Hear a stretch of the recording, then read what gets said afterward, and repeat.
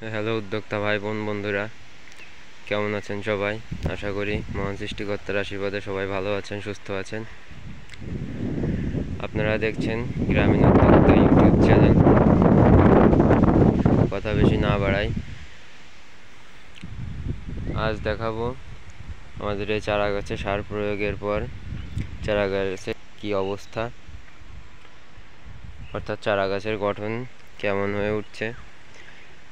তো গত ভিডিও যারা দেখেছেন, অর্থাৎ গত ভিডিওতে আমি আপনাদেরকে দেখিয়েছিলাম আমাদের 18% জমিতে যে চারা পেঁপে গাছ লাগিয়েছিলাম সেখানে সেচ এবং সার দিয়েছিলাম। তো আপনারা লক্ষ্য করলে দেখতে পাবেন যে সার প্রয়োগের পর গাছের গঠন খুবই ভালো। যে মাদাটাই দেখুন না কেন, 2 থেকে 3টা চারা, আমি আগেই বলেছিলাম আমরা 2 থেকে 3টা চারা রোপণ করেছি। মহান সৃষ্টিকর্তার আশীর্বাদে এখনো পর্যন্ত চারার গঠন খুবই ভালো হয়ে উঠছে। তো আমি আবারও বলি, চারা অবস্থায়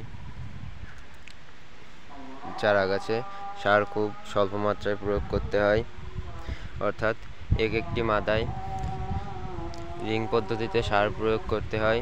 সর্বোচ্চ 25 থেকে 30 গ্রাম সার প্রয়োগ করলে একটি মাদার জন্য ভালো হয়।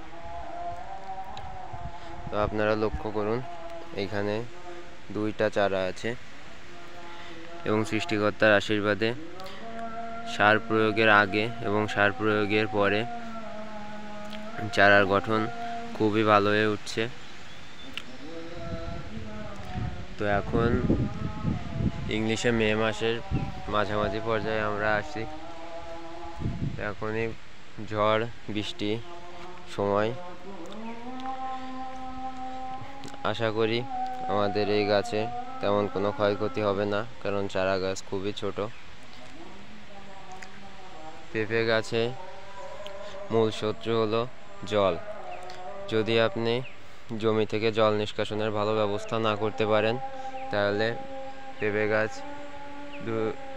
পেঁপে গাছের ক্ষয়ক্ষতি হবে, এটা আপনি ধরে নিতেই পারেন।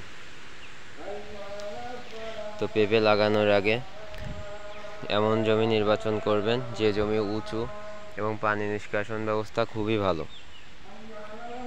তো আমার এই জমিটা তুলনামূলক উঁচু এবং পানি নিষ্কাশনের ব্যবস্থা আমি কিছুদিনের ভিতরেই করে ফেলবো।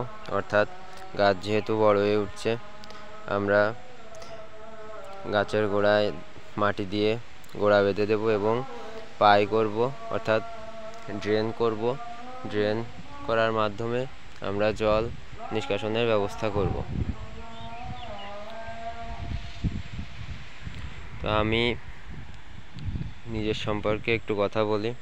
আপনারা সবাই আমার কথা হয়তো এলোমেলো শুনতে পাচ্ছেন, কারণ আমি ইউটিউবে খুবই নতুন এবং ক্যামেরার সামনে কথা বলার অভিজ্ঞতা আগে কখনো নেই বললেই চলে। তাই আমার ভুলগুলো আপনারা ক্ষমা সুন্দর দৃষ্টিতে দেখবেন এবং চ্যানেলটি সাবস্ক্রাইব করে এবং আমার ভিডিওটি লাইক দিয়ে আমার পাশেই থাকবেন, এই আশা ব্যক্ত করে আজকের ভিডিও এখানে শেষ করছি। সবাই ভালো থাকেন, সুস্থ থাকেন, সকলকে ধন্যবাদ।